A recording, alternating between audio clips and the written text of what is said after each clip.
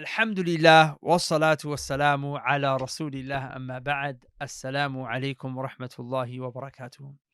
So we're going to take our last lesson, inshallah ta'ala, with regards to the first juz. So we're taking benefits from Surah Al-Baqarah, and Surah Al-Baqarah goes into the third juz. And today is the last benefit from the first juz, inshallah ta'ala. Today the benefit is with regards to the advice and the instructions that Ibrahim alayhi salam gave to his children. This verse touches me a lot, especially as a father. We talk about fatherhood, we talk about manhood, what it means to be a father. And Ibrahim was a father. Ibrahim and his grandson Yaqub, they were real fathers. What use is a father if all he did was put clothes on your back and food in your plate, but he didn't give you anything by means of which your heart can live? I'm not saying that a father shouldn't provide for his kids, he should. But a lot of fathers nowadays only focus on providing for the bodies of their children, but not their hearts. Of course, the provision ultimately enters the heart from Allah Azza wa Jal, but the fathers don't try to make their efforts a means for that. Allah subhanahu wa ta'ala said to us in the Quran, وَوَصَّى بِهَا إِبْرَاهِيمُ. Ibrahim alayhi salam instructed his children, Allah said. Wassa shows that he instructed them continuously. It wasn't just once or twice. وَوَصَّى بِهَا إِبْرَاهِيمُ بَنِيهِ. Ibrahim was consistently instructing his children. What was he instructing them? The verse before, Allah told us that Ibrahim alayhi salam, إِذْ قَالَ لَهُ رَبُّهُ أَسْلِمْ. When Allah subhanahu wa ta'ala told Ibrahim, submit, قَالَ أَسْلَمْتُ لِرَبِّ الْعَالَمِينَ. He said, I've submitted to the Lord of the worlds. I've submitted. And Ibrahim, وَصَّى بِهَا, is instructing his children, what? To submit also. He's saying, submit. Submit to Allah. Submit to Allah subhanahu wa ta'ala. وَيَعْقُوب. And also Yaqub. Who is Yaqub? Yaqub is the grandson of Ibrahim. He's the grandson of Ibrahim. ووصى بها إبراهيم بنيه ويعقوب يا بني إن الله اصطفى لكم الدين فلا تموتن إلا وأنتم مسلمون. And also Yaqub, his grandson, would advise his children and instruct his children. Instruct them what? Verse number 132. Instruct them what? Instruct them, he said, that this religion is the religion Allah has chosen for you. فَلَا تَمُوتُنَّ. And don't die. Don't you dare die. فَلَا تَمُوتُنَّ is an emphasis. Don't you dare die. Don't you dare die. إِلَّا وَأَنْتُمْ مُسْلِمُونَ. Except that you are in a state of Islam. What does Islam mean? Does Islam mean peace? Does Islam mean peace? Islam means submission. Islam means submission. Let's not move away from, in trying to appease the kuffar, let's not move away from the very foundation of what our religion even means. It means submission. Don't you dare die except in a state of submission to your Lord with tawheed. وَوَصَّى بِهَا. Ibrahim was always telling his children this. He was always instructing them this. Yaqub, they were telling their kids, don't you dare die except in the state of Islam. Pay attention. How many children did Ibrahim have? How many sons did Ibrahim have? Two. Is that right, friends? Then why did Allah subhanahu wa ta'ala say وَوَصَّى بِهَا إِبْرَاهِيمُ بَنِيهِ? Allah used the plural. The plural, the minimum is three. Allah didn't use the dual. إِبْنَيْهِ. وَوَصَّى بِهَا إِبْرَاهِيمُ إِبْنَيْهِ. Allah didn't say Ibrahim instructed his two sons. Remember, in the Arabic language, there is the singular, dual, and the plural. The singular is one, the dual is two. And the plural, the minimum that it can be is three. And in some situations it can be two as well, but generally speaking it's three. وَوَصَّى بِهَا إِبْرَاهِيمُ بَنِيهِ. Ibrahim is instructing he's instructing his children, he's instructing his sons. How many sons did he have? Ibrahim had more than 2 sons. Ibrahim had more than 2 sons. No, it's talking about his kids. He had more than 2 sons. It's mentioned 6, wallahu alam. It's mentioned 12, wallahu alam. But Ibrahim had more than 2 sons. Ibrahim had Ismail from Hajar. He had Ishaq from Sarah. Sarah, she died. Ibrahim married someone else, it's mentioned, and he had children from her. Why does the Quran not mention the other sons? Why? Why didn't the Quran not mention the other sons? Why? Someone said they're not prophets. How do we know they're not prophets? They could have been prophets. Because the Quran is not a history book. It's not a biography book. The Quran is not you have to, when it comes to knowledge, some people, they really like to know information. They want to know like stuff that is not really like that relevant. For example, the dog from the people of the cave. What type of dog was it? Was it a German Shepherd? Was it a pit bull? Was it a bulldog? What was it? Was it a chihuahua? They want to know from the fruit that was eaten from the tree. Was it what was the fruit? Was it an apple? Was it a banana? Was it a grape? Was it a strawberry? Bro, what relevance is that to you? Sheikh Ibn Baz, rahimahullah ta'ala, a guy came to him one time and he said to him, does Iblis have a wife? And bro, why does it matter if Iblis has a wife? You know, Sheikh Ibn Baz responded. He said, I wasn't invited to the walima, so I don't know. He said, they didn't invite me. If they did, how am I supposed to know if Iblis got a wife? That makes sense. People always want to know like strange things, which is not really ilm. So the Quran is not a book of, even some people are like, why does the Quran, if it's the book of Allah, why does it not mention the theory of, special relativity? Because it's not a book of science, bro. It's not a science book. It's a book of signs, not a book of science. It's not a history book. It's a book of hidayah, guidance. Okay. So, وَوَصَّى بِهَا إِبْرَاهِيمُ بَنِيهِ وَيَعْقُوبُ يَا بَنِيَّ إِنَّ اللَّهَ اصْطَفَى لَكُمُ الدِّينَ فَلَا تَمُوتُنَّ إِلَّا وَأَنْتُمْ مُسْلِمُونَ. Did Ibrahim meet his grandson Yaqub? Okay, let me ask you a question. Who built the Kaaba? Ibrahim and his son. Which son? His son Ismail. Good. Who built Baytul Maqdis? Who built Baytul Maqdis? The one who built Baytul Maqdis is Yaqub alayhi salam. How many of you knew this? Yaqub. Now, there's a narration that mentions the difference between, in years, the time it took to build the Masjid al-Haram, the Kaaba, and Baytul Maqdis was 40 years. So the time between Ibrahim alayhi salam built the Kaaba and the time when Yaqub built Baytul Maqdis was 40 years. So is that a time where they could have met? Is that a time when Ibrahim could have met Yaqub? Of course it is. But the question is, did he? So now that we've narrowed it down, because obviously when you're going to build Baytul Maqdis, you're going to be older, right? So he was obviously born within that 40 years. He could have been born within 20 years. He could have been born within less. Allah knows how long.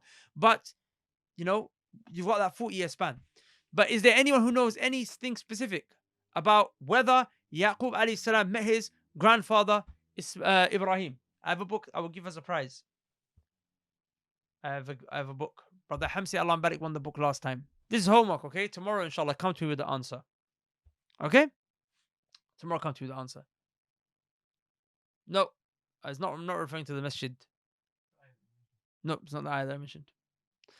Okay, research it tomorrow, inshallah, okay? And you'll see the way that scholars, they pull things out. They're like, wow, okay, this shows that, either they met or they didn't meet. Anyways, so then, brothers and sisters, this is a very powerful thing. We learn from this that a father must tell his children to be firm upon the Deen. He has to tell his children to be firm upon the Deen. Allah subhanahu wa ta'ala said in another ayah, Ya ayyuha alladhina amanu, qu anfusakum wa ahlikum nara.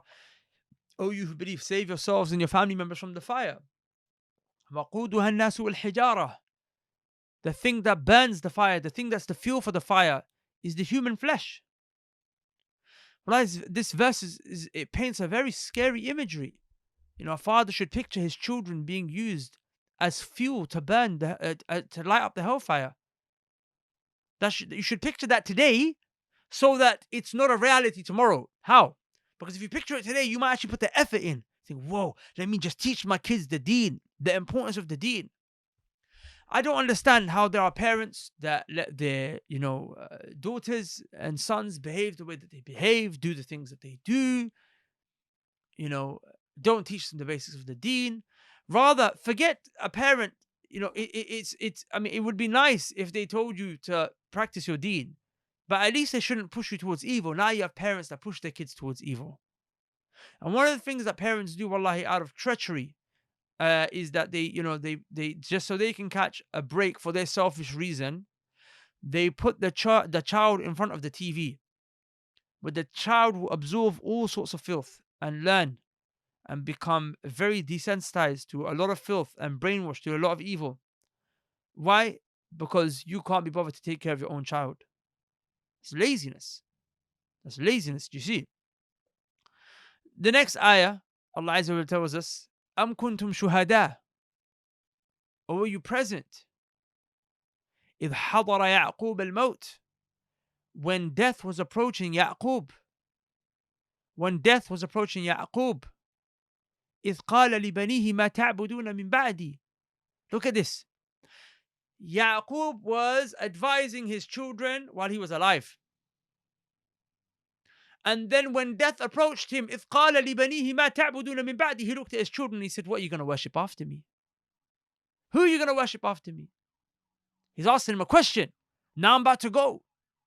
Before I'm telling you worship Allah, maybe because I'm alive and out of respect for me, you're obeying me and you're worshipping Allah. But when I'm gone, who are you going to worship, my sons? ما تعبدون من بعدي. قالوا, they said, نعبد إلهك. We're going to worship the one you worshipped. وإله آبائك. And we're going to worship the one that your fathers worshipped. Who are your fathers? Ibrahim wa Ismail wa Ishaq.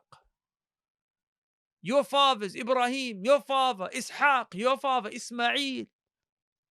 Ilahan, the one that is worshipped. Wahidan, he's only one. We don't worship anyone else beside him. Wa nahnu lahu, and we are towards him. Muslimun, in submission. That's an answer that his children gave. Who are his children, by the way? Who are the children of Yaqub here? Who are the children of Yaqub here? Who are the children of Yaqub? Yusuf and his brothers. And from them came Banu Israel. As in, they were Banu Israel technically, and then the tribes came from them. But Yusuf and his brothers. Yusuf and his brothers. Does that make sense? So his brothers made Tawbah after whatever happened. And this is them at their father's death. What are they saying? They're saying, we're going to worship the one Lord. The one that you worshipped and your fathers worshipped. There's a lot of benefits in this verse. First benefit is that Yaqub, he was dying. Does that make sense? A prophet chooses when he's going to die. A prophet the angel of death doesn't just come to him and take his soul. A prophet chooses when he's going to die. A prophet chooses when he's going to die. So he has the choice. And it's narrated that Musa alayhi salam, the angel of death came to him for his soul. And Musa alayhi salam, he hit the angel of death. Does that make sense? He smacked him. And then the angel of death went to Allah subhanahu wa ta'ala. And then he came back. And he told Musa alayhi salam that, he could live extended period of time, whatever have you. Then Musa alayhi salam said, then what happens after those extra years that I get? And he said, after is death. You're definitely going to die. عِشْ مَا شِئْتَ. Live for as long as you want. فَإِنَّكَ مَيِّتٌ. But you will certainly die. You will die. Does that make sense? And then he said, okay, if that's the case, then now, take my soul now. So prophets are asked. Even the Prophet ﷺ, as Aisha radiallahu ta'ala anha narrated, that when the Prophet ﷺ was in such a state of his illness was getting severe and severe and severe, he would say, فِي الرَّفِيقِ الْأَعْلَى. فِي الرَّفِيقِ الْأَعْلَى. Or كما قال, he would say, in the companionship of the Most High. In the companionship of the Most High. Aisha said, radiallahu anha, at that point, I knew he chose. He made his choice that he wants to go to Allah subhanahu wa ta'ala. So Yaqub alayhi salam is about to die. It's an active choice. Okay. And then he tells his children, what are you going to worship after me? What are you going to worship after me? He's testing their tawheed to show you that the da'wah of a person starts with tawheed and his da'wah ends with tawheed. His da'wah starts with worshipping Allah alone and calling people to worship Allah alone, and his da'wah ends with the worship of Allah alone. Okay, pay attention. The ayah said, إلهك وإله آبائك Ibrahim or Ismail or Ishaq. We're going to worship the one you worshipped and the one that your fathers worshipped. And who are the fathers? How many fathers did Yaqub have? آبائك. He mentioned fathers. Doesn't a man have one father? Doesn't a man have one father? So then why did he say آبائك? آبائك. And then after he mentions 3 men, Ibrahim wa Ismail wa Ishaq. The actual father of Yaqub was Ishaq.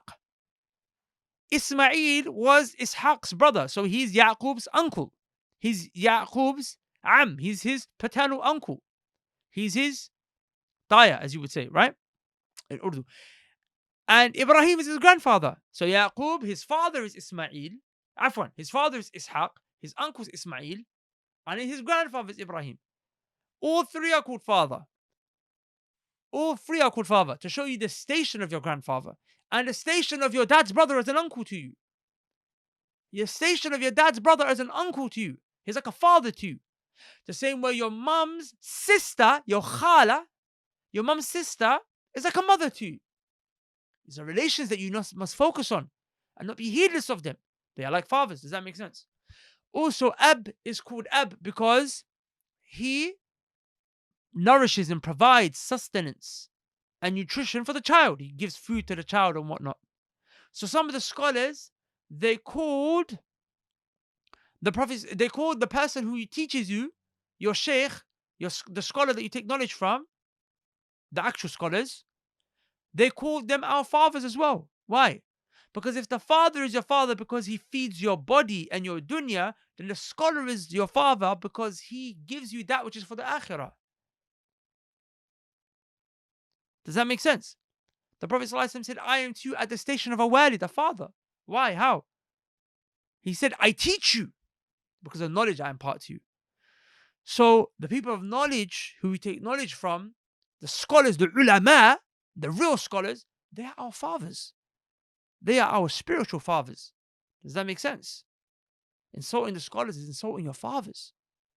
Don't let it be that you take knowledge and you benefit your deen from them. And then what do? You forsake them. Does that make sense? And you insult them, you belittle them. No. They are also fathers. And then they said, وَنَحْنُ لَهُ مُسْلِمُونَ. We're going to be in a state of submission to this Allah.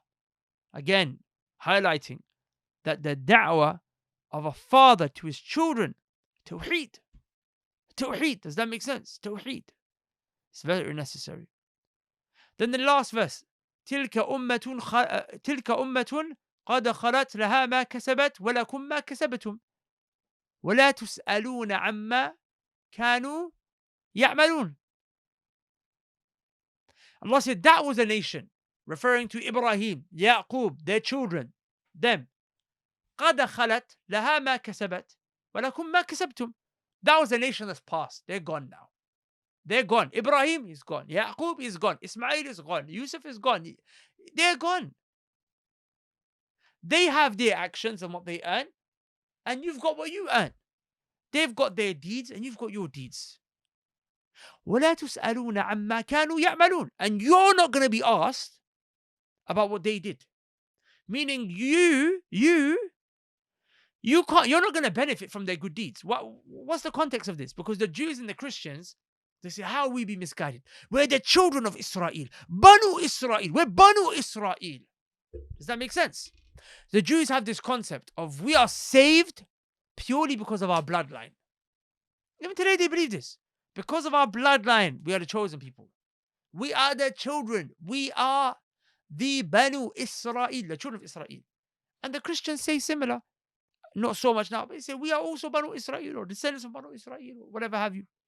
But of course they are different, in the sense where it traveled above and beyond just their race of Banu Israel. So some people believe that just because of that connection that you have through lineage to someone righteous or to a prophet will save you. Allah say, no, they're gone. Don't try and rely upon them. You don't try and rely upon them. They've passed. You're going to have your deeds and they've got their deeds, and you're not going to benefit from their deeds. Does that make sense? Wallahi, one of the things that touches me the most is the Prophet sallallahu alaihi wasallam. When he addressed his family, he addressed his tribe. He said to them, look, I can't save you from Allah. Then he looked to his daughter Fatima. He said, Ya Fatima, binti Muhammad, salini ma shi'ti min mali. Ask me whatever you want from my wealth. Ask me now, what do you want? I'll give you wealth. I'll give you whatever I can. وَلَا أُغْنِي عَنْكِ مِنَ اللَّهِ شَيْئًا. But I can't save you from Allah. I can't suffice you from Allah. If Allah wants to punish you, I can't do anything for you on that day. Does that make sense? Again, a father knowing that on that day, today he can take care of his daughter. Today he'll do everything to take care of his daughter, to take care of his son. But on that day, he can't do anything for his daughter and his son. So he tells them today, benefit from your own actions. Benefit from your own actions. And what is the greatest thing that you can do in terms of benefiting from your actions? Is to live and die upon Islam. And Islam is al-istislamu lillahi bit-tawheed. Submission to Allah Azza wa Jal by worshipping Him alone. وَالْقِيَادُ لَهُ بِطَاعَةٍ وَالْبَرَاءَةُ مِنَ الشِّرْكِ وَأَهْلِهِ. The full definition of Islam you study in Usul al-Thalatha or Thalathat al-Usul wa Adillatuha. Inshallah. Assalamu alaikum, guys. If you'd like to join these sessions live, then please click the link below and join our Telegram group. Subhanak Allahumma wa bihamdik. Ashhadu an la ilaha illa ant. Astaghfiruka wa atubu ilayk. Assalamu alaikum wa rahmatullahi wa barakatuh. Guys, what are you saying? You ready for the next giveaway? Got 2 Gucci bags here right now. What we got? Maybe a handbag for the sisters? Maybe some crepes, some trainers for the brothers? Listen, what if I told you I got a better giveaway for you than what's inside these Gucci bags? If you want me to tell you what it is, I need to see something with me first. Calm down. You see, this right here is a grave. And this right here is crepes. The kind of thing that you spend your whole life running after. But you know when you die, all this stuff's gonna get snatched off you. It's gonna get taken away from you. And you're gonna have nothing except for your good deeds. And your good deeds, they have to be based upon knowledge. And this knowledge is gonna manifest in the way of you answering the 3 questions that are inside of the grave. I told you I had something better to give you today than Gucci. And that's true, I do. What I want to offer you today is knowledge. The knowledge that will allow you to answer the 3 questions inside this grave. May Allah have mercy on this person who's passed away right here. They're already inside their grave. The earth has already squeezed this person and the earth has already swallowed this person. It's taken them. And they're questioning and their reckoning has already happened. But yours is yet to come. You see the 3 questions in the grave? You think the answer to them, you can just memorize it now and answer it easily when you die? No. Because a person who's not able to live by the answers to those questions, they will not be able to answer those questions. Who is your Lord? Who is your Prophet? And what is your religion? If you didn't live like a slave in submission to your Lord Allah, and you didn't follow the sunnah of your Prophet, and you didn't live according to the teachings and the pillars of Islam, then you will not be able to answer those questions. But how will you live by something that you don't even know in the first place? For that reason, I'd like to invite you to take me up on this offer, to seek knowledge, to study. We at the Knowledge College have started our most groundbreaking Islamic educational program yet. We started it back in August and it was a huge success. It's called the Muslim Survival Guide. We called it the Muslim Survival Guide because in this course you will learn that will allow you to survive the questioning in the grave. We teach you the basics of your religion, but then we also build and teach you some advanced level stuff as well. Guys, right now you can join the Muslim Survival Guide. All you have to do is click the link below. Unfortunately, because the Knowledge College is an institute that requires on funding, there's a small tuition fee so that you can enroll in the course. With that said, inshallah ta'ala, click the link below, make use of that offer, inshallah ta'ala, and in January, we're going to start seeking knowledge together so we can prepare ourselves to answer the questions in the grave.